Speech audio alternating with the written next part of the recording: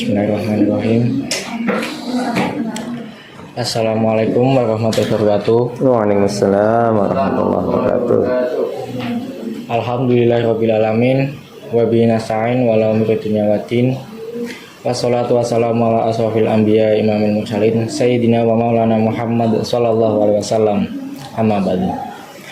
Yang saya hormati Bapak Dekan Fakultas Agama Islam, Bapak Mukhtar Arifin, dan yang saya hormati Bapak Mujib El Siraji selaku penanggung jawab ruangan Ayah Reading Room ini.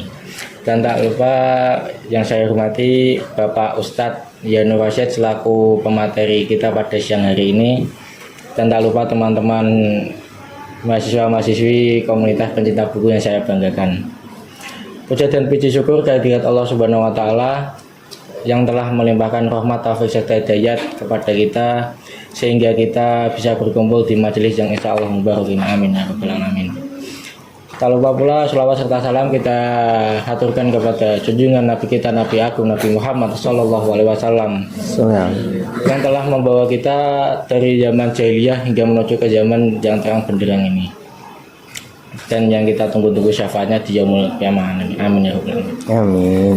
Pada kesempatan siang hari ini kita akan membahas biografi sosok ulama Nusantara, ulama Indonesia yang sangat terkenal yang di Kota Pati. Siapakah sosok tersebut? Sosok tersebut adalah Dr. Kiai Haji Muhammad Ahmad Sahal Mahfud yang lahir di Desa Kajen, Margoyoso, Kota Pati. Mbah Sahal Mahfud mempunyai nama asli Muhammad Ahmad Sahal bin Mahfud bin Abdussalam bin Al-Hajaini. Beliau lahir pada tanggal 17 Desember tahun 1930 Masehi di Desa Kajen, Margoyoso, Kota Pati. Beliau meninggal pada tanggal 24 Januari tahun 2014 hari Jumat, lebih tepatnya pada umur 78 tahun. Beliau adalah anak dari ketiga saudara dari pasangan Kiai Haji Mahfud bin Abdussalam Al-Hafid dan Ibunda Hajah Badiah. Beliau juga pernah memimpin organisasi di Indonesia. Yang pertama, Ketua MUI Majelis Ulama Indonesia pada tahun 2000 Masehi sampai 2014 Masehi, dan memimpin Rais Aam Suriah PBNU pada tahun 1999 Masehi sampai 2014 Masehi, dan Ketua Dewan Syariah Nasional pada tahun 2000 Masehi hingga 2005 Masehi, dan tak lupa pula Ketua MUI Provinsi Jawa Tengah pada tahun 2000 sampai 2005 Masehi. Mungkin hanya sekilas yang saya ketahui tentang biografis sosok beliau Kiai Haji Ahmad Sahal Mahfud, Muhammad Ahmad Sahal Mahfud. Lebih tepatnya, lebih jelasnya akan disampaikan oleh Bapak Ustadz Yanur Rasyid. Waktu dan tempat saya persilahkan. Oke. Ya. Terima kasih. Kalau syuting-syuting di TV itu kan kayaknya serius sendiri baru kali gitu ya. Ya, saya mantan di televisi yang belum syuting lagi karena terlindas oleh pandemi ya. Tapi itulah dunia televisi. Apa namanya? Kalau nggak untung maka nggak disyuting lagi.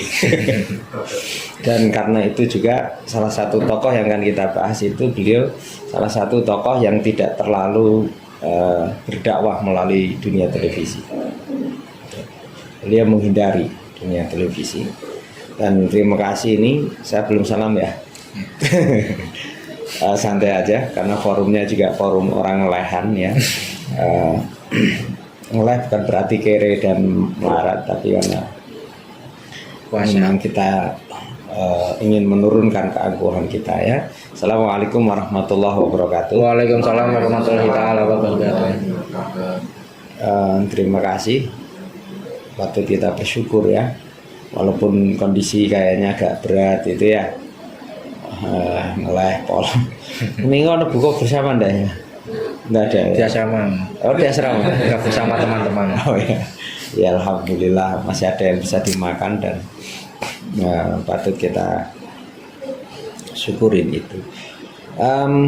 Ya tentu waktu yang sangat singkat untuk membahas ini. Saya pernah membahas tentang Mbah Sahal, termasuk juga Mbah Dula itu dengan Habib Basin itu dari habis isya sampai menjelang subuh.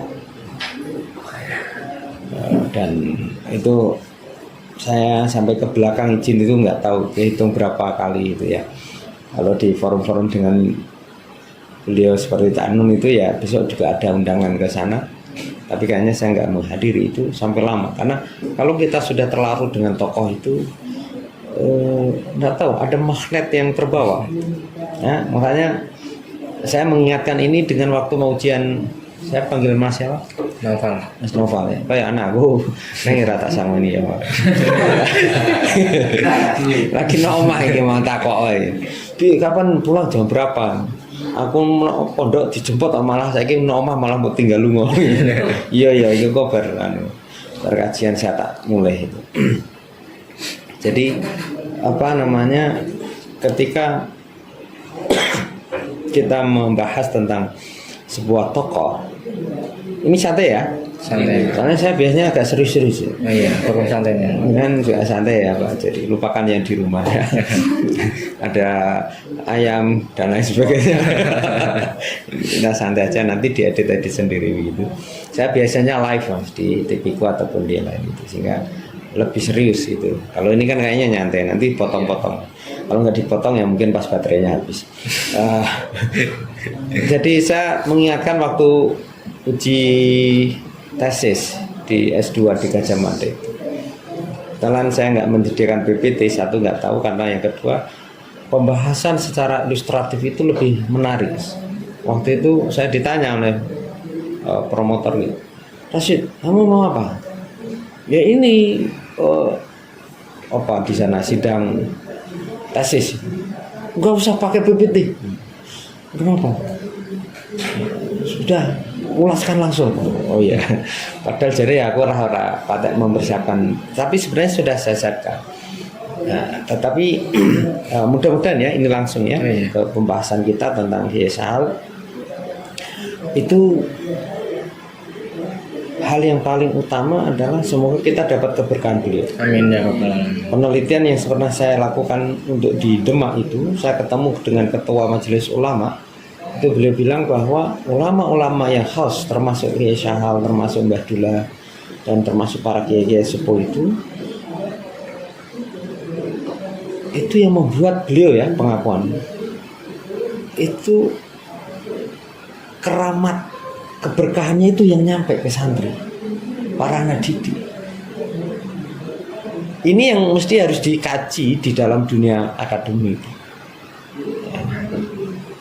Kalau saya dipanggil ustadz sama dipanggil asisten profesor, seneng mana? Ya monggo kerja aja. Tapi memang kalau di FAI ustadz, sebegitunya saya ndaki ngomongin agama di Undip. Biasa aja.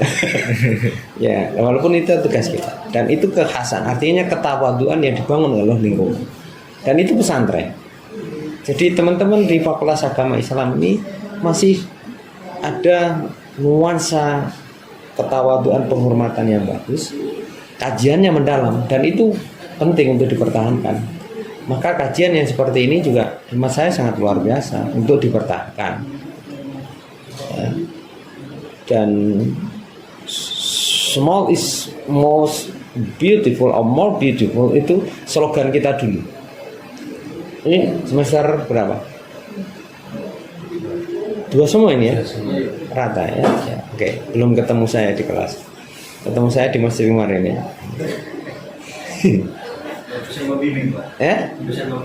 Oh iya ya. Oh pernah ya. Oh yang di sini itu ya. Oh iya gondrongmu ya yang punya. Ya mudah-mudahan engkau merasa bangga punya. Enggak merasa rugi ya. Harus bangga. Ya tapi dari sejak awal saya selalu mendoakan mudah-mudahan yang saya bimbing khususnya dan kemudian mahasiswa ta'alim itu berkeseterusan sampai kemudian nanti S2 dan S3 ya. Amin. Dan saya juga nggak menyangka bisa S3. Karena dulu setelah menyantren di Mbah Sahal dan kita mengenal Mbah Sahal itu sosok yang memiliki tradisi intelektualitas yang sangat kuat. Keywordnya di situ. Ada orang mengatakan bahwa Kiai Sahal itu orang laduni, pribadi laduni. Itu dibantah beliau sendiri.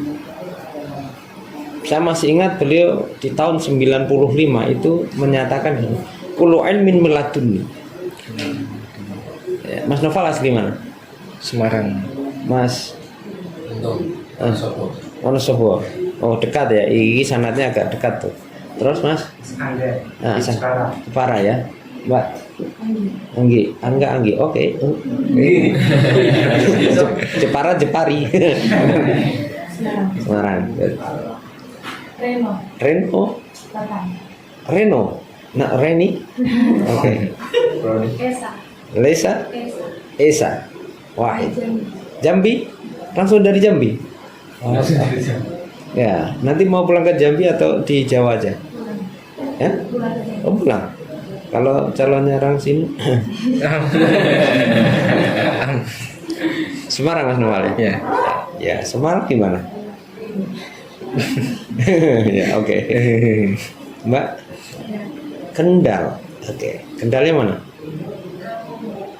Kali Kangkung. Kecamatan Kangkung. Kalau kecamatan Bayam ada gitu. Oh. Ya kan pas ya. Kangkung, Cepiring itu kan Kendal ya. Sop buah. Ya, sop buah. Brebesnya mana? Brebesnya Galalu. Oh, Mas siapa? Yogi. Ini Mas Iwan. Hah? Padi ini dia ya? Oh iya, Ranggo itu ya, sama Mas Sofi ya. Sofi Trangkil. Mas Ali. Ya. Oke. Iya, kemarin saya cari siapa gitu ya yang bisa saya titipin ngambilin laptop. Baik. Jadi kenapa Mujib minta saya untuk kaji Mbah Sahal itu? Ya karena saya nyantren santri beliau selama sekian lama, 3 tahun formalnya waktu aliyah. Terus habis itu ke Sarang. Mbah Maimun Zubair itu pribadi yang luar biasa juga untuk dikaji. Dan kepribadiannya berbeda. Ini tolong diedit sendiri ya. Yang kayak nggak perlu, nggak usah, tapi kayaknya sih perlu semua. Dan yang ketiga saya melanjutkan di Krapyak di Al-Munawwar. Ya sekian lama juga. Jadi sanad Al-Quran itu kalau saya baca dari Mbah Al-Munawir, beliau dari Arab, lalu diambil diantaranya oleh Mbah Arwani Kudus.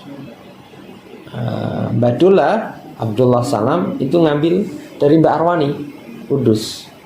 Nah dari Mbah Abdullah diambil lagi oleh putra Mbah Arwani di Mbah Ulin dan seterusnya. Nah, sekarang pemegangnya di Kajen di Pati itu Gus Zaki. Karena Gus Minan sudah meninggal. Mbah Minan sampun kan?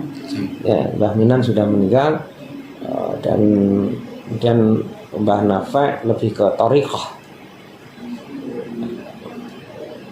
Nah, dari Jogja itu juga sanad Quran diambil ke Wonosobo. Jadi Al-Munawwir ini memang ke sana mari, dan kemarin terakhir Mbah Najib itu meninggal, akhirnya masih ada satu yang di Kediri diminta kembali ke Krapyak untuk nunggoni. Nah tipologi misalnya seperti ya Sahal itu memang kiai serius, tipikalnya serius, intelektualitasnya tradisinya sangat kuat. Walaupun Basal sendiri juga mengambil sanad itu dari sarang. Jadi Kiai Sahal itu pribadi yang sangat serius karena juga dari kecil beliau sudah ditinggal ayahnya. Kita mengenal tadi disebutkan Sahal, siapa? Mahfud. Mbah Mahfud itu wakilah dan sering kita diceritakan waktu di Matol itu para kiai-kiai ya. Dan kilanya masyhur.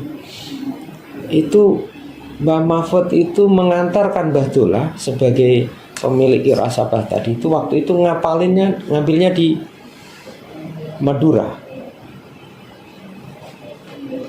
Mbah Mahfud itu kakaknya Mbah Dullah. Jadi Mbah Dullah siapanya Mbah Sal? Pak D. Pak Le ya? Pak Le ya. Nah, Mbah Mahfud ketika kemudian nganter Mbah Dullah itu ngapalin di Madura, itu lihat adiknya ngapalin kok enak ini. Rencananya nganterin 2 hari, itu terus ngapalin Quran. Wakilah tadi itu 7 hari selesai hafalnya.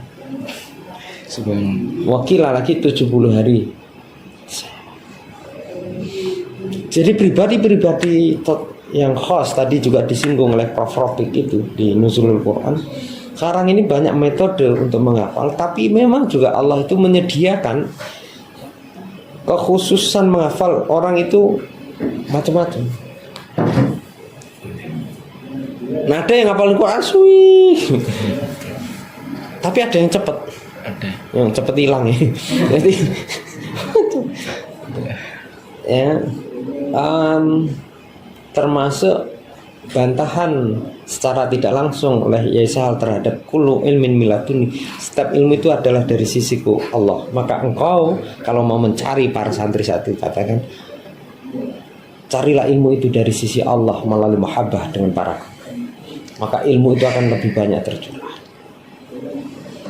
Dan salah satu ungkapan yang menarik di dalam buku biografi ini, biografi intelektual Sahal ini, saat disarang, saya nggak harus runtut ya, itu di bilik itu, kalau teman-teman disarang itu ada Mbah Maimun Zubair, ada Mbah Kim, Mbah Imam dan seterusnya. Itu saya belajar juga dari Mbah Maimun Zubair, Mbah Kim, Imam itu. Beliau sempat bilang yang Mbah Zubair itu gurunya langsung Mbah Zubair berarti siapa?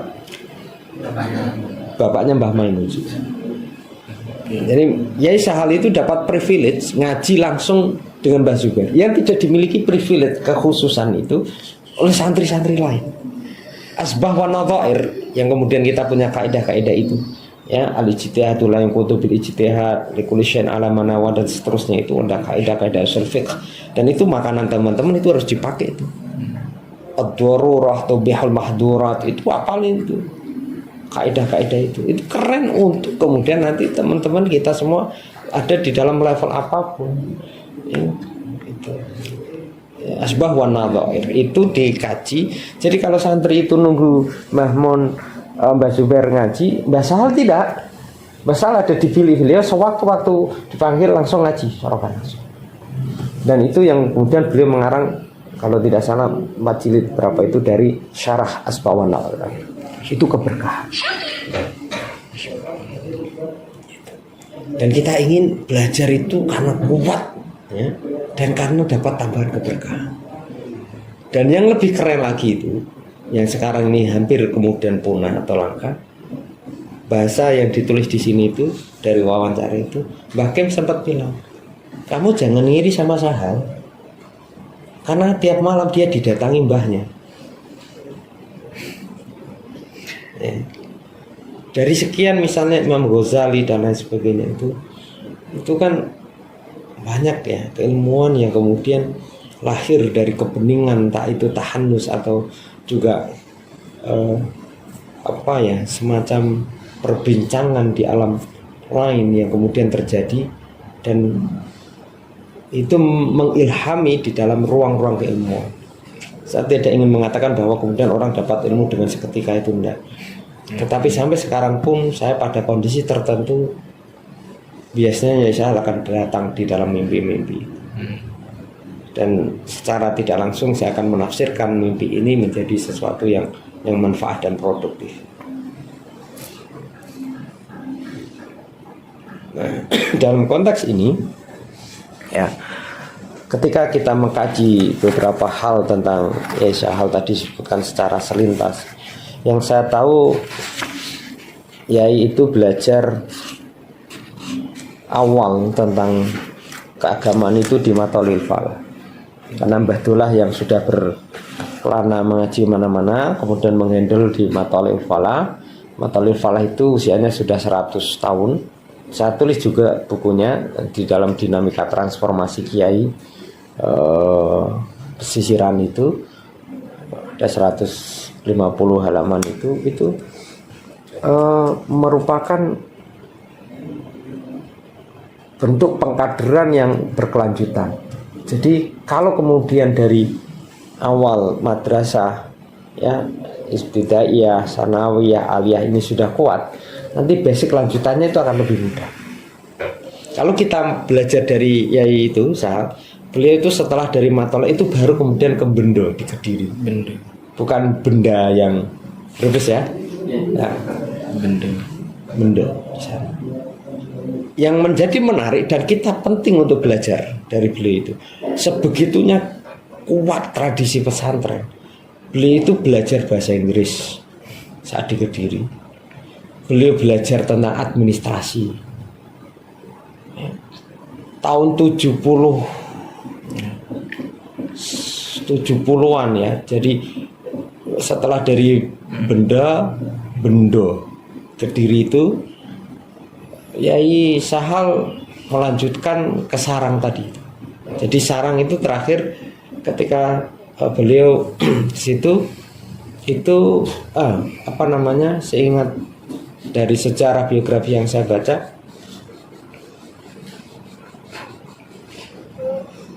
Yai Sahal sudah menjadi seorang yang melalap banyak kitab kira-kira gitu. Di Sarang pun itu sudah ngajar. Jadi tidak usah terlalu heran kalau produk-produk Sarang itu kitab-kitab itu udah hafal ya. Matan-matan itu ngelotok. Saya diajar di Matolil Falah Asbawan Nadhar, ya itu nggak bawa kitab kok.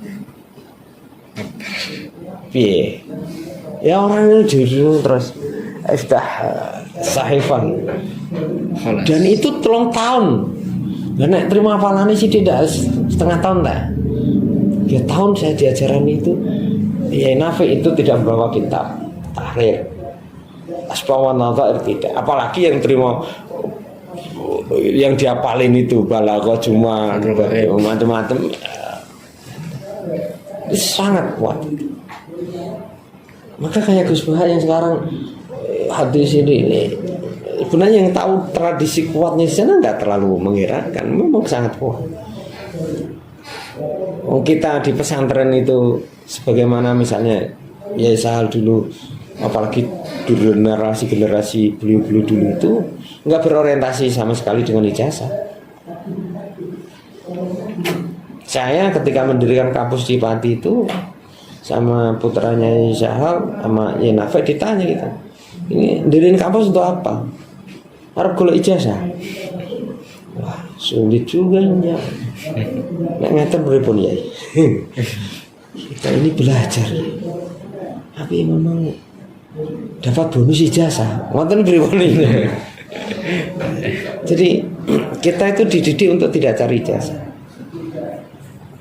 Walaupun akhirnya itu tadi teman-teman sekalian, saya sebagai orang yang belajar dari sosok Yai Sahal itu akhirnya dapat keberkahan, dapat jasa sehingga saya bisa kuliah S1, S2 di UGM dan S3 di Semarang, lalu lanjut ke beberapa negara baik di Libya ataupun di Australia. Itu ya keberkahan sih. Nah, sebagaimana tadi Yai Sahal itu, saya ketemu di sebuah pelatihan di Salatiga. Beliau mengkisahkan tahun 70 Yai Sahal itu ikut pelatihan dan beliau gendong-gendongan dalam pelatihan itu. Jangan bayangkan Kiai Semono pakai sarung itu ikut pelatihan serius yang diadakan oleh lembaga pelatihan penelitian di Jakarta. Kemauan untuk kemudian mau mengubah diri, dan karena itu ilmu, itu yang dilakukan. tahun 70-an itu sudah sering kali beliau setelah dari sarang tadi kemudian mengajar di Matul Falah tahun 1060-an, lalu berangkat ke Mekah haji dan belajar dari Syekh Yasin Al-Badani. Jadi kami dulu ketika mutaharijin itu selalu dapat ijazah langsung dari beliau dari Syekh Yasin Padani dan seterusnya ila Rasulullah sallallahu alaihi wasallam. Dan Syekh Padani itu luar biasa. Tadi subuh saya katakan di beberapa kultum juga, termasuk Syekh Nawawi Al-Bantani itu pernah dibahas ya. Beliau kenapa keluar dari Arab Saudi? Karena saking alimnya diiri oleh para ulama-ulama sana. Coba suruh pulang ke Indonesia. Ini penting anak, di belakang kita ada kitab-kitab yang seperti ini. Aku ya jarang nyanda aja. Ya, karena kita sudah kadung dengan digital. Tapi ingin saya katakan tahun 70-an itu ya sudah address dengan Syekh Yasin, dengan tokoh-tokoh di dunia. Limadha hadha? Li'annahum yatakallamuna al-lugha al-arabiyyah mundu sighar. Sejak di ibtidaiyah itu mereka sudah di matola itu sudah wajib berbahasa Arab, parkir dan sebagainya. Jadi mengajar kami tahun 1995 dari mulai awal sampai akhir lugha al-arabiyyah, tasyrik saya diajar, dan itu angkatan terakhir diajar beliau. Dan ketika 2004 saya mau berangkat ke Libya diambil S2 di Ad-Da'wah Al-Islami, itu beliau nanti sampaikan salam saya sampaikan. Orang Libya itu kenal dan mengenal beliau seorang khatib, pembicara yang fasih. Coba. Itu karena kekuatan tadi. Jadi kita belajar dari biografi beliau. Ini ditulis oleh sahabat saya Am Jamal. Saya juga nulis bersama beliau beberapa buku tentang ekonomi Islam. Contoh ya, saya ambilkan misalnya. Ya. Karya dari Kiai Syahal itu Thariqatul Husul Syarhul Usul, Bayanul Ulama An-Nafadil Luma, Samratul Hajain. Samratul Hajain itu bukunya kecil, membahas tentang hukum kebolehan ketika pakai kacamata membeli ini. Ini nggak ada kacamata betul. Jadi kacamata itu termasuk membuat sah tidak jual beli. Ya, kalau ngikutin bahwa kacamata itu barang lain yang menghalangi pandang, maka jual belinya nggak sah. Termasuk Mas Noval kalau lihat cewek bening pakai kacamata itu nggak dosa. Nggak, atau melihat yang nggak boleh dilihat itu. Nggak harus cewek kan, sapi juga dia. Ya, sapi iya. Jadi melihat itu di kitab itu seingat saya ketika dikaji oleh beliau sendiri, sampai ulama-ulama itu berdebat panjang lebar ya. Fawaidul ajibah termasuk sampai yang masyhur ya, nuansa fikih sosial. Jadi teman-teman coba buku-buku itu sekali-kali ini baca ya, caranya apa, meluangkan sedikit waktu. Dan itu pesan Yai Syahal itu. Setiap Syawal beliau akan pesan begini. Kalau saya biasakan santri-santri, kamu lihat nih banyak kitab-kitab ini. Tapi begitu banyak jutaan buku-buku putih yang harus kalian baca. Kita yang bergegel ya, nyekel buku tahrir Bulughul Maram ya. Cuman itu Jawa ya. Ini cekon itu, dan perpustakaannya banyak. Jadi tampilan-tampilan ini sebenarnya sebuah apa ya, motivasi, representasi orang-orang alim itu dari. Maka teman-teman ini alhamdulillah bisa kuliah kan? Alhamdulillah. Ya, tetap cari beasiswa supaya bisa beli buku dan untuk tambahan uang jajan. Maksudnya begini, puasa Senin Kamis itu sunnah atau enggak? Sunnah. Sunnah. Tapi kalau itu membuat lemes, jangan puasa. Kalau kau sedang belajar, belajar wajib apa sunnah? Wajib. Wajib. Puasa Senin Kamis Sunnah. Kalau dengan puasa itu kalian mengganggu yang wajib, maka jangan. Yang hebat di dalam proses mencari yang wajib, engkau ikutin dengan yang sunnah dan kau kuat itu. Saya pernah puasa itu sampai akhirnya saya sakit ya. Di pondok beliau tirakat. Kaki ini separuh lumpuh. Ini tiap hari ngapalin dan belajar kurang gizi. Kurang gizi bukan salah pesantren, salah saya sendiri. Karena saya terlalu ngirit ya. Ya, terlalu ngirit ya dan jarang olahraga.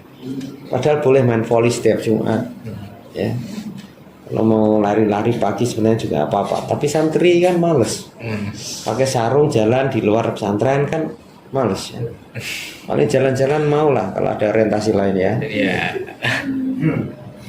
Tapi alhamdulillah saya sembuh dan kemudian akhirnya makan di luar. Tapi saya pernah merasakan contoh dari, karena kita kaji beliau secara biografinya, beliau mendapatkan sanad banyak ya. Tadi itu dari Syekh Yasin Al-Padani, dari Sarang Mbah Zubair, dari Bendo itu banyak kiai-kiai yang di Bendo. Saya mengisahkan yang tak tertulis di buku aja ya. Nanti beberapa hal yang perlu kita kawal atau kita kaji dari beliau. Lalu beliau belajar umum itu secara otodidak ya. Dari mulai awal itu teman-teman sekalian kita bisa niru, bahasa Inggris itu bisa dipelajari sendiri sambil kursus, dan itu yang saya jalani juga. Itu saya kuliah, saya kursus di mana-mana, tapi saya juga dari waktu aliyah itu sudah megang buku bahasa Inggris. Karena nggak mungkin kita kursus itu. Ini kitab kuning semua, tiap hari ke madrasah ada kitab hadis, tasawuf semua. Saya selipin ini buku bahasa Inggris, dulu namanya, Cambridge English dari Jogja. Ya keberkahannya selama 10 tahun itu saya ngajar bahasa Inggris. Padahal bukan keluaran dari kampus bahasa Inggris.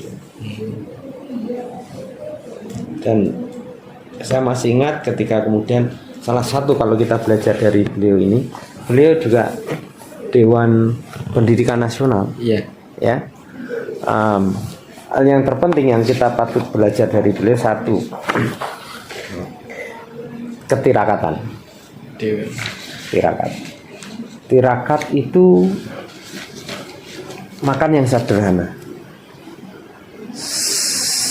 Seingat saya tadi beliau meninggal usia berapa tuh? 78.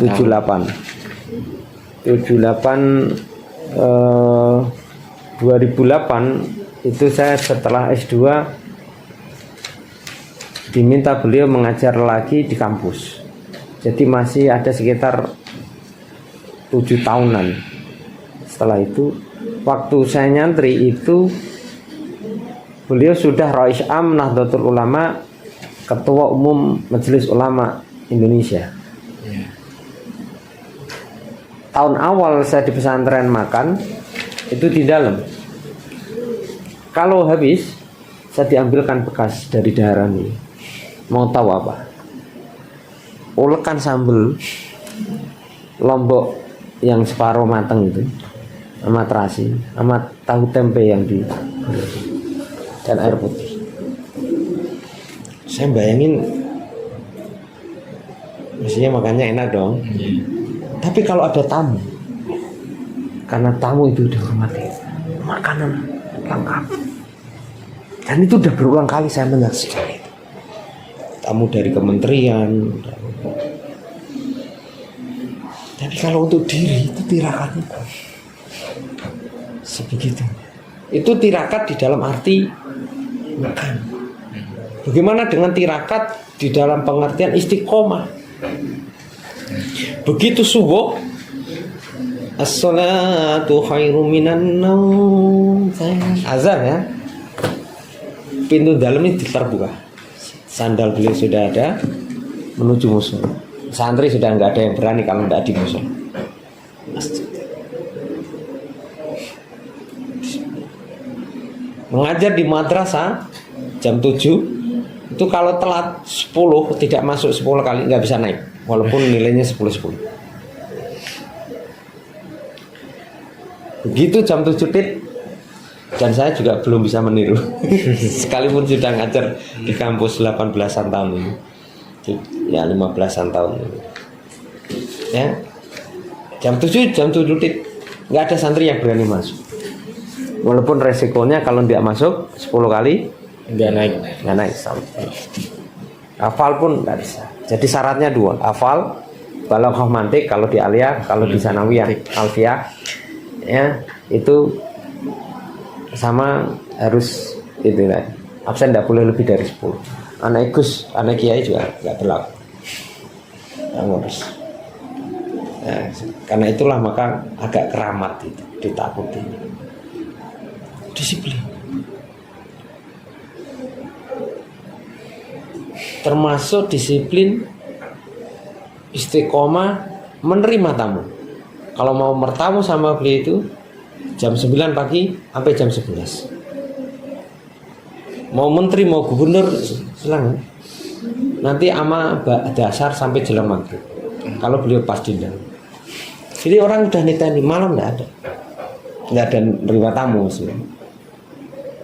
Istiqomah itu akhirnya kalau kita belajar juga dari Mbah Abdullah Salam tadi, Pak Leknya ya, itu membuat kita memiliki pancaran-pancaran keramat.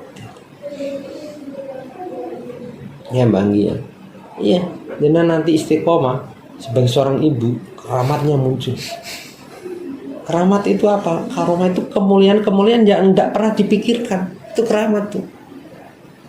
Saya kadang mikir, apa loh seorang rosid yang nggak pernah kuliah, karena dulu saya daftar waktu di UIN daftar, lalu daftar juga di UGM sastra Inggris nggak keterima. Ya mungkin karena juga doa saya mungkin nggak keterima. Karena kalau keterima duitnya double wong tua saya.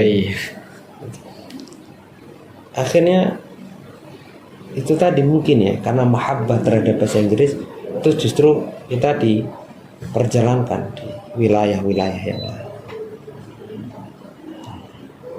Sampingnya Mbak Ki siapa? Mbak Rini. Ini termasuk istiqomah itu membuat orang paham. Nanti kalau mau nemuin Mbak Rini itu biasanya beliau itu pasti di rumah hari Jumat sama hari Ahad. Selainnya biasanya beliau safari istiqomah. Kalau mau ketemu Mas Iwan, ba'da subuh di masjid pojokan itu mesti ada Mas Iwan. Lagi ngapain? Kota amal. Kota amal. Ya termasuk dia sandi. Kalau mau nemuin Habib ba'da subuh ikut jamaah di masjid nanti ketemu. Itu saya bayangan atau kita bayangin ya, kita belajar dari ya itu para kiai. Jadi malaikat itu juga niteni begitu. Nah kalau kuliah itu nak iso ya ngajak tuh, carry terus itu istiqomah. Kok nggak? Tapi itu yang saya coba untuk kita jalankan bersama. Ya, kuliah ini kan enak saya ngapalin Mbak Anggi, Mbak Reno, ya Mas Nopal. Untung rarugi ya toh. Mas apa ya? Hah? Angga ya, Anggi. Dua ngot apal nune enggak kan kok. Di itu saya izin baca itu sebentar lagi. Nah, beliau yang saya tahu juga karena keistiqomahan tadi itu ya sana-sananya sudah, kiprahnya sudah,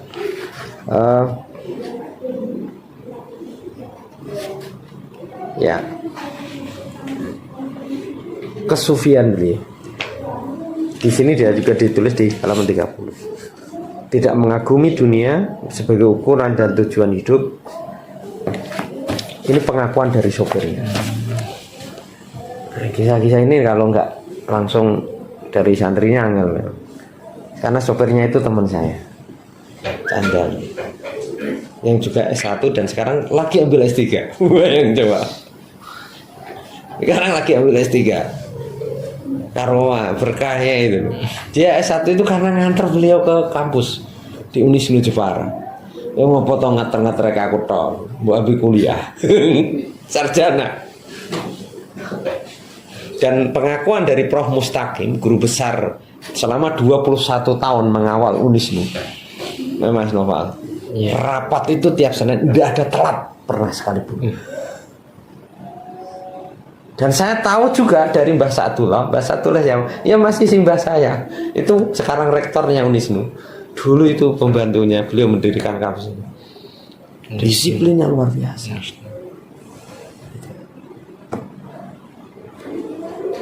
Pengakuan dari sopir ini tadi disiplin dan sufi atau wirai tadi. Beliau itu kalau mau tindakan, begitu udah mau tindakan, setengah jam, ya 15 menit itu beliau sudah ready, sudah siap. Dan itu yang saya tahu diteruskan oleh putranya Gus Rozil. Setiap mau ke bandara dan sebagainya, mau check in dan sebagainya itu sudah lebih mendahului disiplin. 1 jam sebelumnya udah. Jadi tidak pernah telat berusaha. Itu sulit, yang saya tiru itu sulit. Karena saya kalau mau berangkat berusaha. Masuk kajian ini mesti saya molor 5 menit 10 menit. Santai. Mungkin agak laganya. Karena agak saya itu sering ngisi ngaji, jadi nek ngenteni jamaah katanya piye. Ya. Karena pernah saya ini juga wah kiai ini mesti teko jam aja suwopi ya. Ora penak klundul dhewe. Tapi kalau kemudian zamannya udah kumpul terus ditunggu kan ketone piye ya.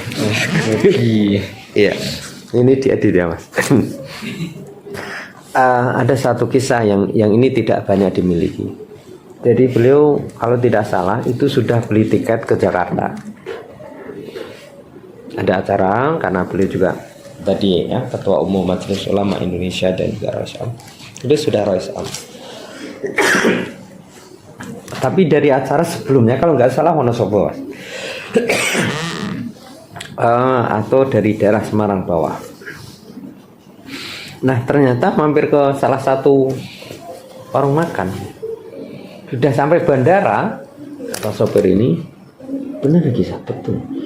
Yaitu minta balik. Loh ini udah tiket pesawat udah mau terbang ini, udah ditunggu juga di Jakarta. Tapi saya harus balik dulu. Karena di warung tadi itu saya makan kerupuk, lupa untuk dihitung. Iya. Nah sebenarnya ngomongin, ya kerupuk mawon loh ya. Ojo ngremeh ke kerupuk. Sapa ngerti iku engko dadi ganjalan ya hisab. Balik lagi. Kalau yang itu kan saking wirainya. Makanya kemarin saya jemput antara saya di pondok. Pulang di Ungaran. Saya parkiran udah habis karena sekaligus penjemputan ratusan santri. Akhirnya saya naik itu, wah ini kalau ini putar mobil posisinya begini, menakutkan. Saya ganjel kemana ini? Ada batu ke pekarangan ya. Begitu pekarangan tak ambil untuk ganjel mobil kan. Tapi kiranya ini doruroh. Tapi saya tarawih. Doruroh. Tapi aku gosok.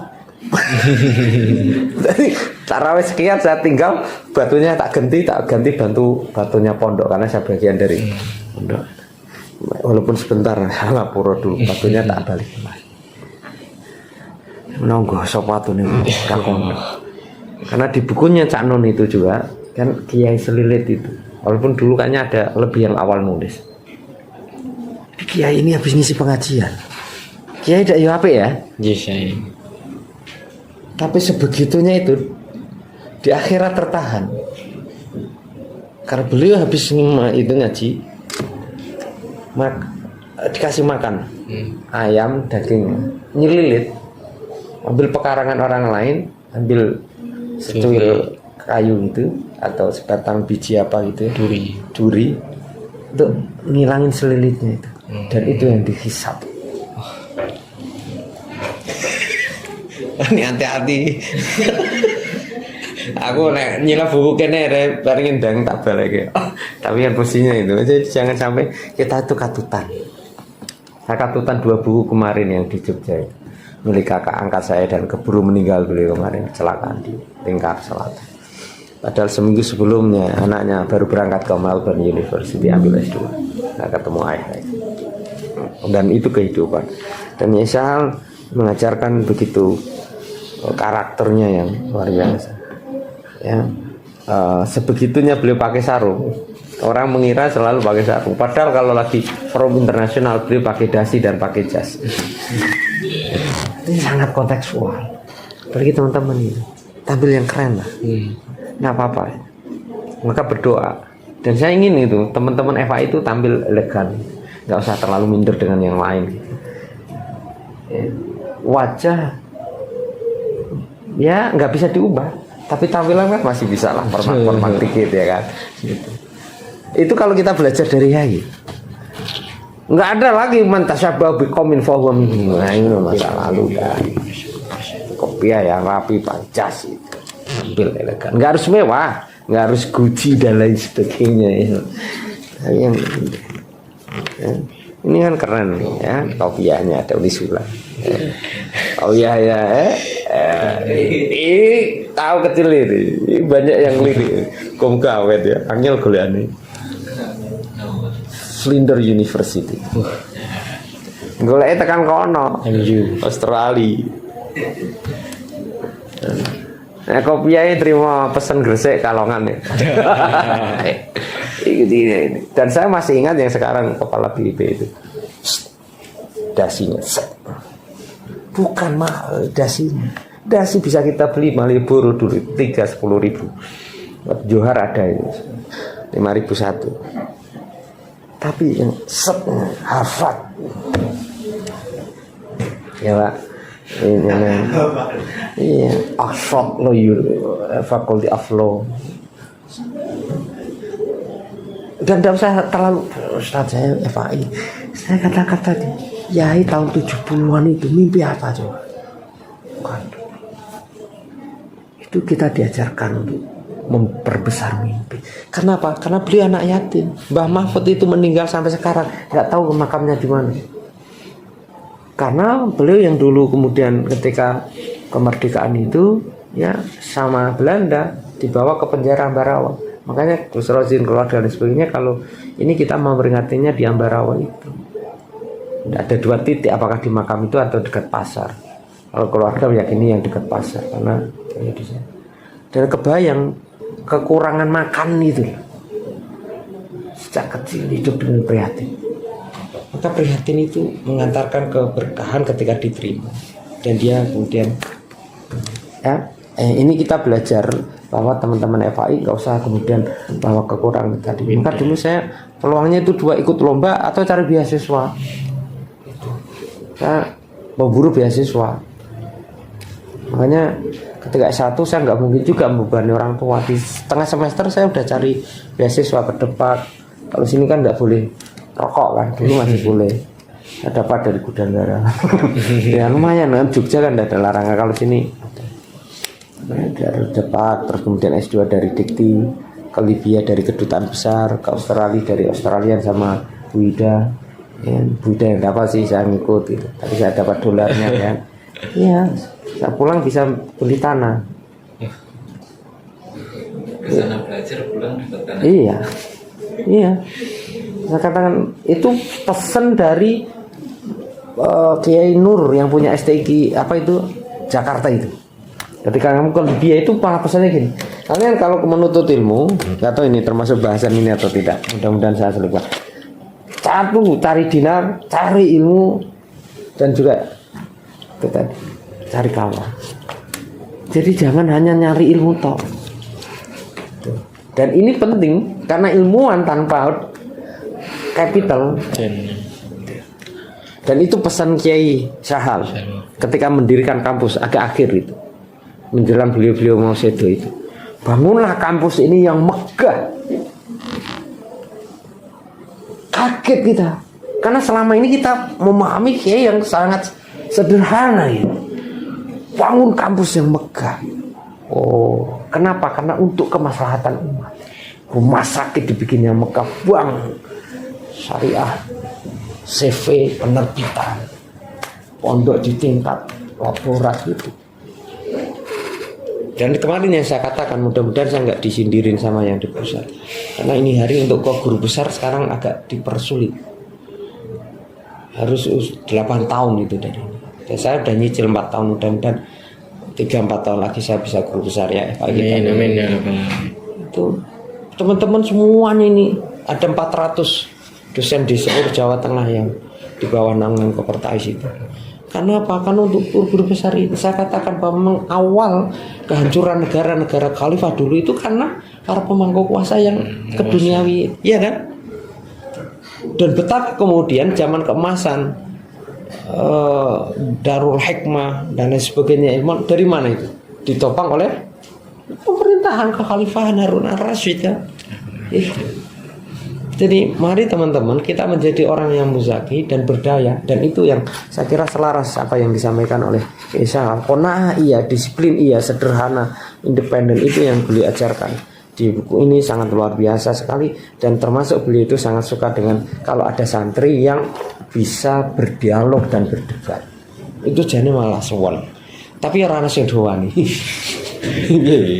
Dan saya suka itu model dosen yang silakan kritisi. Bukan malah Pak nyuwun sewu itu apa? Aku tanya lagi apa Sob? Ngancem. Ya.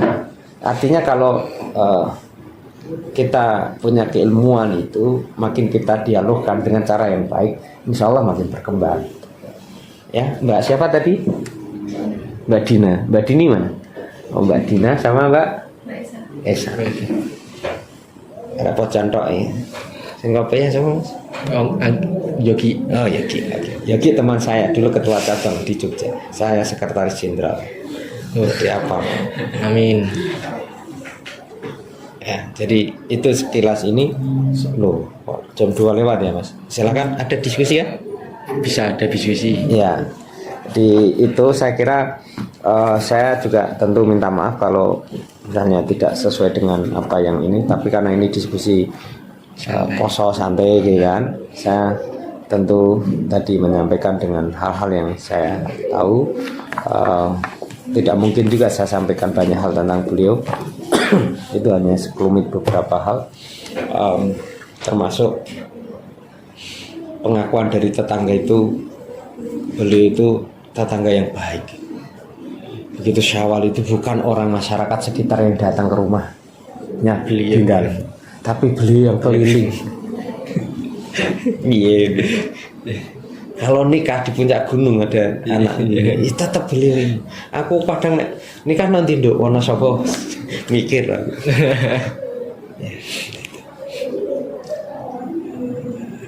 Ya itulah yang patut kita teladani dari beliau. Termasuk di usia senja beliau, usia 70 itu saya masih ingat, beliau itu tiap pagi baca koran di depan dalam. Kita baca kok. Yang saya tahu beliau pernah mengatakan bahwa dari mana lantaran kita tahu kabar-kabar yang update ketika kita juga tidak membaca itu. Nah, bagaimana kemudian kecerdasan membaca ini yang kemudian mau perlu membandingkan ini lalu membacanya dengan cepat. Kalau pengakuan teman-temannya Gus Dur itu membacanya kayak fotokopi, Gus Dur. Kayak scanning, mesin scan, sit. Tahu. Kita mungkin butuh beberapa kali. Ya Syahal mendengar, paham, baca cepat. Kita mungkin beberapa kali. Tetapi selama kita bersungguh-sungguh, insya Allah terdapat intinya di situ. Itu cara kita melestarikan dari. Dan di kampus ini di FAI itu memang saya katakan bahwa kulul muallim benar ustaz kiai. Biasanya saya ini kiai, ini ustaz gitu. Yang sepuh-sepuh yang kersa dipanggil kiai ustaz. Karena saya meyakini bahwa hampir semua dosen di sini itu memahami agama dan mengajarkan. Oke, mari diskusikan mumpung ketemu saya. Selanjutnya bisa dimulai dengan pertanyaan bagi yang mau bertanya. Dipersilakan tempat dan waktunya. Tanya Pak, Ya, Ya kan? ada dua pertanyaan. Yang pertama, landasan kenapa sih Gazali itu punya ide-ide yang kayak untuk para ulama sendiri kan out the box gitu loh, kayak fikih sosial, terus bangun LSI, bank syariah itu juga jadi itu kan pemikiran-pemikiran yang beliau tuh lama tapi kayak kekinian gitu Pak. Apa yang mendasari pemikiran-pemikiran beliau. Dan yang kedua, ini tentang Matlaul Falah. Kalau kata mas-mas pondok dulu, anak-anak Matlaul, ada sanad yang dimiliki oleh Matlaul Falah, terutama setelah kehidupan dunia bahkan sampai di akhirat. Nah, yang dimaksud dengan sanad tersebut itu sanad yang bagaimana? Ya, itu, abut-abut itu takon. Ya. Nanti habis ini ya, langsung jawab aja ya. Nanti kalau kepanjangan saya ingat. Siap. Jadi beliau berpikirnya lebih ke filosofis epistemik, secara manhaji, pola pikir yang mendalam itu. Dan kenapa begitu? Karena selalu berpikir antara mana yang asal dan furu itu yang sering kali beliau sampaikan dari usul fikih. Jadi fikih itu kan buah hasil dari ijtihad. Nah, orang cenderung kemudian mengabaikan yang usul fikih. Maka beliau itu sangat mahir di dalam usul fikih. Contoh misalnya, ketika dunia orang mempertanyakan tentang perbankan, nah beliau sudah mengetahui dari usul fikihnya bahwa bank ini boleh. Karena di dalam kondisi belum ada bank syariah, bank konvensional didirikan, maka beliau mendirikan tahun 90-an, 94 kalau tidak salah. Saya ikut kecipratan keberkahan karena makan ayam manakib. Alhamdulillah. Jadi ya nanti ada filosofi lagi kenapa manakib itu. Keren itu. Dan saya pernah bincang tentang tugas ilmuwan, bagaimana menurunkan manakib itu menjadi sangat epistemik dan logik gitu. Tidak bahwa habis manakib mesti terus sukses berkah. Ada nalar-nalar yang mesti diilmiahkan, dan itu tugas ilmiah. Dan mengatakan itu antropolog undip. Guru saya juga, guru besar. Beliau pembimbing di disertasi. Jadi kenapa orang kemudian tahlil atau membaca doa ini bisa membuat kesuksesan? Itu kalau kemudian masyarakat awam, pokoknya waco, tidak ada rasionalisasi. Manakib itu bisa dirasionalisasikan. Sholawat itu bisa. Kenapa kamu kemudian misalnya Mbak Dina ya, Mbak Dina sama Mbak Esya baca sholawat, kayak pengen laptop Apple keluar kan? Pengen sewu ya. Yang awam itu semua cocok. Ini pemilih sanad untuk sanad terus rampung. Nah, kenapa 1000? Dan itu pernah dan dapat itu. Kenapa kalau kita baca salat sallallahu alaihi Muhammad sallallahu alaihi Muhammad sallallahu alaihi Muhammad tapi 1000 karena hanya orang-orang yang punya himmah kuat bisa sampai saya yang nggak dapat. Ini jangan putus. Kenapa juga dokter itu ngasih dosis itu sampai segini dan 3 kali dalam sehari itu sudah ada perputaran yang mereka kaji. Begitu antibiotik harus habis, kalau enggak kumane muncul lagi. Jadi ada filosofi cara pikir yang kayak gitu itu. Dan kita diajarkan juga digerakkan 30-50 tahun nanti itu akan apa gitu. Mas Iwan kan dari Pati. Saya dulu MTS negeri itu ranking awal-awal. Bapak saya pokoknya SMA 1.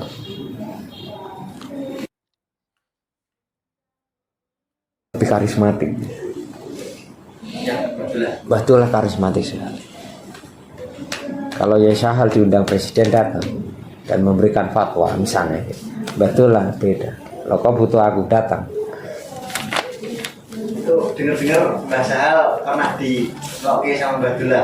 Yang apa? Yang masalah Mbah Sahal ngendikan alhamdulillah Matolek sampai saat ini belum menerima bantuan dari pemerintah. Terus dielingke Mbah Dula. Kok ngomongmu urung? Nek urung berarti saya harap kondora. Ngoten niku Pak. Itu emang gitu Pak. Iya, pemahamannya begini. Antara orang, contoh misalnya, ini dari mulai Mbak Anggi ya, Mbak Anggi, Mbak Esa, Mbak Dina sama Mbak Reno ya? Iya, Bang. Mbak Reno punya lembaga. Kira-kira kalau ngasih saya sebagai funding itu mandiri enggak dia? Tak bantu ya, 1 miliar satu zaman. Kalau saya punya kepentingan, kira-kira gampang nggak saya bilang? Gampang kan? Karena Anda tidak mandiri. Tapi kalau saya misalnya funding, saya datang, Mbak, lembaga sampean bagus, tak kasih ya. Kira-kira kalau kemudian saya punya kepentingan, saya bisa mendekte nggak? Nggak bisa. Karena bukan mengajukan, diberi. Maka jangan harap. Tapi nek dikai ojo ditolak. Neres. Nah, pemerintah itu menawarkan. Yang saya tahu angkatan saya setelah saya pulang itu 2004 saya mengajar di Matolek Fala. Teman saya ada 12 yang PNS. Statusnya guru Matolek. Kenapa? Saat itu karena kemudian dengan digaji negara mengurangi beban untuk membiayai para guru. Dan kesepakatannya tetap ada di Matolek Fala, humbisnya. Ya walaupun akhirnya ganti pemerintah kayaknya ada perubahan lain lagi. Tapi yang saya ingin katakan dalam bahasan konsen ini bahwa Matolek itu ini kalau dibaca di buku ini adalah hampir semua yang mengajar di situ turunan dari Mbah Mutamakin. Awal kemarin saya diminta untuk membahas tentang Mbah Mutamakin. Nanti kapan-kapan. Mbah Mutamakin itu waliullah yang ada di eranya Kerajaan Solo. Salah satu yang luar biasa beliau itu adalah riyadohnya. Nah, kiai-kiai di Kajen termasuk ya Sahal itu keturunan ke-6 dari Mbah Mutamakin. Mbah Salam, Mbah Mahfud, Mbah Salam naik terus Mbah Indro sampai kemudian Mbah Mutamakin. Dan beliau sudah masyhur. Setiap wali songo muter ya nambah Mbah Mutamakin sebagai itu. Setiap kita santri dari Matolek Fala itu diberikan pemahaman bahwa kita memiliki relasi sama, bahwa orang tua itu kan dua, biologis sama sosiologis. Secara biologis orang tua kita adalah orang tua kandung, tapi secara sosiologis kita itu oleh di Matolek itu kalian adalah putu-putunya Mbah Mutamakin. Kalau kalian punya kesusahan apa, berdoalah kepada Allah, berwasilahlah dengan dia. Jadi setiap bulan kita selalu berdoa bersama. Dan walaupun apa itu ya para kiai tadi itu dengan kesederhanaan yang ada itu, pokoknya di situ itu berkhidmat. Saya dapat gaji 250 3 bulan sebelum berangkat ke Libya. Nyatanya yang berkahi utuh. Saya berikan mesin cuci dipakai orang tua 15 tahun. Saya pun sekalipun sekarang di Semarang dan di sini kan 3 tahun nih. Ini sudah agak keluar sedikit ya. Itu ya tetap ke sana. Kalau ada apa tetap kita berdoa. Maka teman-teman, cara yang paling mudah doakan orang tua, doakan guru. Mendoakan orang tua itu relatif akan kecukupan hidup. Doain guru akan kecukupan dengan ilmu. Kalau keduanya didoain, maka kita akan cukup kehidupan materi dunia dan kehidupan ilmu kita. Coba Al-Fatihah terus ya. Pembukaan. Ya tadi itu ketersambungan sanatnya begitu. Ya, maka memang beda. Gitu. Dan kemarin Pak WD 2 dan Pak Kaprodi itu ngajak ke Kajen, saya datang ke beberapa sana ya memang ada Matolek, Salafiyah, Khairiyah, Darun Najah, memang beda. Karena kiai di buku yang satu yang saya teliti itu ada 48 pesantren di Kajen. Itu ngajarnya ke Matolet. Jadi Mbah Mun, Muzayin, Mbah Mun Muhtar dan lain sebagainya, itu mereka punya pondok sendiri di desa Kajen.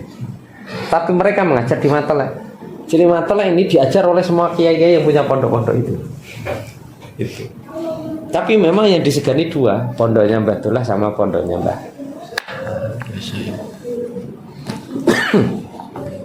Jadi kenapa beliau itu sampai beyond, termasuk dalam dunia pendidikan dan sebagainya, itu karena bacaan dan pergaulan. Jadi pernah seorang dokter dan sebagainya datang, ahli medis itu tanya beliau, beliau tune in. Kenapa beliau begitu? Ya karena nyambung. Enggak, Anggi, misalnya tak ajak ngomong bulan nyambung. Ketika enggak nyambung, orang kan jadi malas. Ya contoh misalnya, Mbak Dini ngomongin tentang menu apa, saya paham tentang menu, payung, kangkung, harganya, ya jamur dan sebagainya, harga terong sampai ini, karena saya tiap hari belanja juga. Akhirnya nyambung. Maka banyaklah membaca supaya kalau ketemu orang itu nyambung. Hari ini kita ketemu Prof Mahfud di bandara, coba misalnya, mau ngomong apa? Ada Prof Mahfud kan? Prof, maaf, lagi nunggu pesawat. Iya, pesawat Dadali Airlines. Dadali. Iya, Prof, gimana perkembangan tentang kemarin itu? Yang kasus 400 triliun. Oh, ini. Itu terus dengan pencucian uang. Nah, kalau kita nggak paham tentang isu itu, kan nggak ngomong. Ini ketemu misalnya di halte bus ada dokter. Dokter Agung, ini penelitian kelanjutan tentang stem cell bagaimana? Dan orang datang itu, saya itu mau nikah ya tinggal matur ya. Ya ini nikah, di Banyuwangi. Ya, apa? Ya saya mau ke Libya. Pulang dari Libya, saya itu dapat tawaran lagi, Mas. Di Iran. University, matur sama Yai, saya tawarin lagi ke University, nggak usah. Dan 2 tahun kemudian dibombardir hadis Iran. Narkopon Indonesia, Iran kok mulai jadi Syiah. Jadi cakrawala yang makin naik gitu. Saya belum pernah ke Jambi, tahu tentang Jambi enggak bisa. Misalnya. Tapi kalau saya Jambi, Mas, mau ke Jambi, orang Jambi itu gini-gini loh. Jadi kesambungan itu, maka banyak mau baca dan mencerdaskan diri. Saya kira itu yang terpenting. Bagaimana pada saudara Muhammad? Muhammad mana? Mas Irwan sudah puas apa belum? Karena puas ya puas itu. Iya. Dipersilakan untuk para audien untuk bertanya lagi jika ada.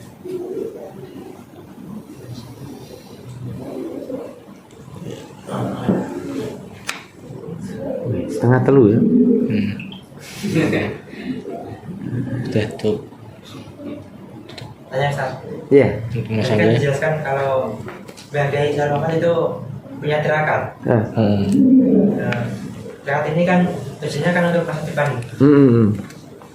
Lalu kita sebagai mahasiswa itu tirakatnya seperti apa untuk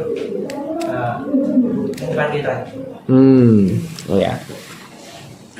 Tirakat yang kelihatan sama tirakat yang tak kelihatan. Tapi secara orang Jawa, maaf yang Jambi, tapi sama. Kalau mau ditulis tidak apa-apa. Betah ngeleh, betah melek. Do you understand, Mbak Esa? What is the meaning of betah ngeleh and betah melek? Betah ngeleh, ngeleh, betah lapar, and then begadang. Iya. Melek. Kembali. Gitu. Dan itu disematkan di dalam aplikasi perilaku, bukan betah melek lalu begadang yang kamingka. Banyak orang yang kemudian begadang, tapi Tapi yang didapat hanya kosong, Hampa. dan ini pengakuan mbah saya sendiri yang termasuk guru dari kecil, karena rumah saya itu diapit oleh mbah saya. Beliau itu satu angkatan dengan Mbah Syahal waktu di Sarang. Mbah Syahal itu orang yang paling akhir tidur, dan beliau udah bisa baca kitab sendiri. Tadi yang saya sambungkan Mbah Kim, kau jengil Mbah Syahal angger bengi diparani mbah. Beliau tadir. Jadi kita itu sudah ada di kelas, terus larikan dengan membaca. Gitu. Tadi, bukan di sini ya, di kelas tadi yang saya kata. Jadi kadang itu memang sudah risiko. Saya di Libya itu kan setelah pulang ke Indonesia, Ustaz Hidayat datang ke sana. Dan kamar sebelah itu, beliau itu kuper, kurang pergaulan karena terlalu kutu buku. Termasuk saya dulu di pesantren itu kutu buku. Jadi kurang gaul. Tapi saya nemukan salah satu guru besar kami di UGM, Mbak Ambil S2 itu, beliau itu memang kutu buku, tapi begitu jenuh ngumpul sama teman-teman. Jadi waktu istirahat beliau terus ke kantin ngobrol ngalon gitu, seakan menutupi tadi. Orang nggak tahu kalau beliau sudah jenuh, stres membaca, terus kemudian ketemu itu untuk melampiaskan kesetrasan.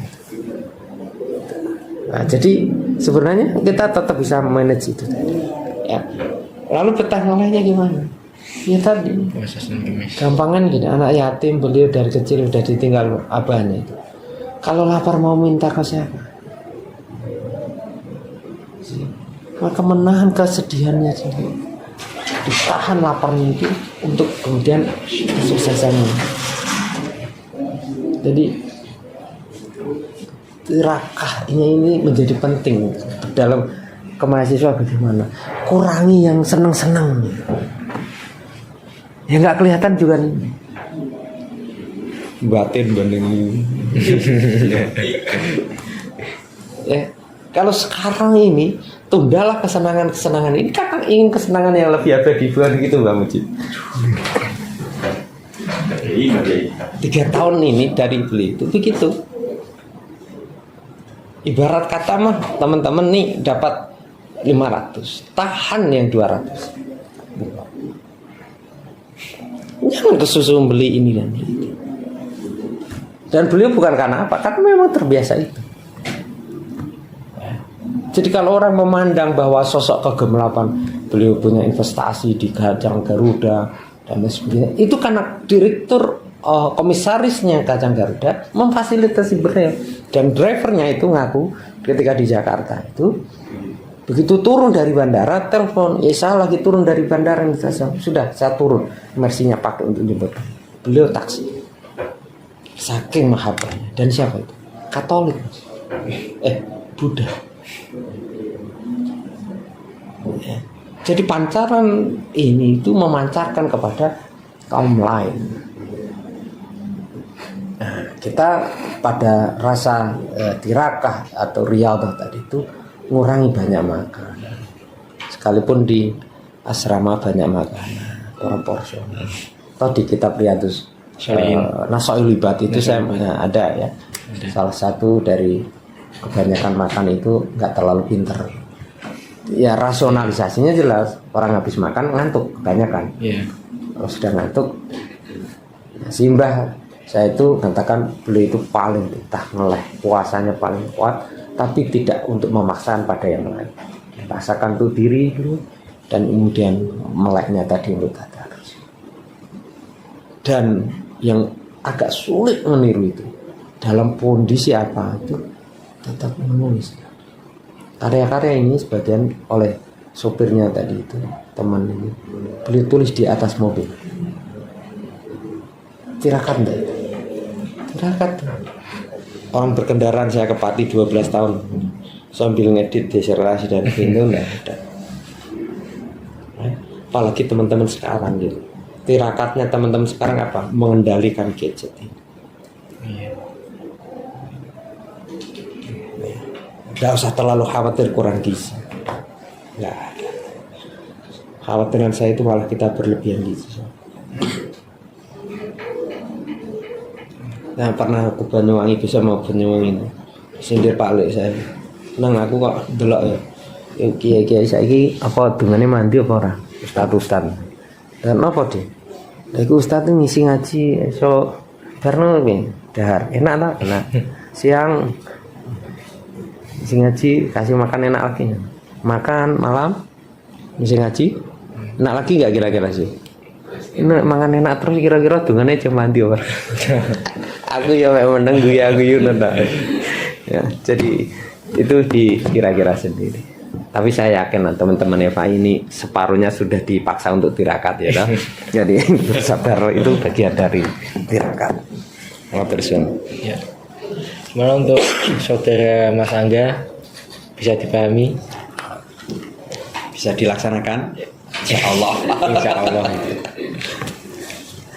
Ya, pada kesimpulan tadi kita dapat menyimpulkan perbanyak membaca. Jadi pada saat kita menjadi mahasiswa dalam ingin meraih masa depan yang cerah, kita harus perbanyak membaca dan hubul ilmu, mencintai ilmu. Yang kedua, kita harus tirakat. Tirakat juga bisa dilakukan dengan dalail Quran, yaitu one day one juz, sehari 1 juz. Atau jika ingin lebih ekstrim lagi ya dalail, puasa setahun apa 2 tahun gitu. Ada ya? Ada, Pak. Nah, beliau nggak menyarankan. Terus itu yang lebih ekstrim soalnya. Oh, iya. Terus ada yang ketiga, istiqomah. Istiqomah bisa kita lakukan seperti istiqomah ringan itu menjaga sholat 5 waktu tepat waktu. Istiqomah ringan. Jika ingin lebih naik level bisa dilakukan dengan istiqomah sholat sunnah qobliyah ba'diyah dan witir dan lain sebagainya. Yang keempat, kesimpulannya bisa disiplin. Jadi biasakan dengan berangkat kuliah tepat waktu agar bisa dipandang enak sama dosen gitu. Masa gitu tadi penjelasan? Kesimpulan dari saya, mohon maaf kalau salah. Kadang kan ada dosen kok telat terus gitu. Oh iya. Pandangannya nggak enak. Atau mlebu. Ya. Mlebu bisa nilai nelik kan. Wah. Kan parah nih Ustaz. Yang Kesimpulannya tekan dindi deh. terus yang kelima, jaga tindakan karena tindakan kecil apapun akan tetap ada tanggungan hijabnya di yaumul akhir nanti. Hijab apa? Hisab. Sekilas yang bisa saya simpulkan untuk materi hari ini. Mohon maaf kalau ada salah tutur kata. Wabillahi taufiq wal hidayah wal inayah. Wassalamualaikum warahmatullahi wabarakatuh. Waalaikumsalam warahmatullahi wabarakatuh.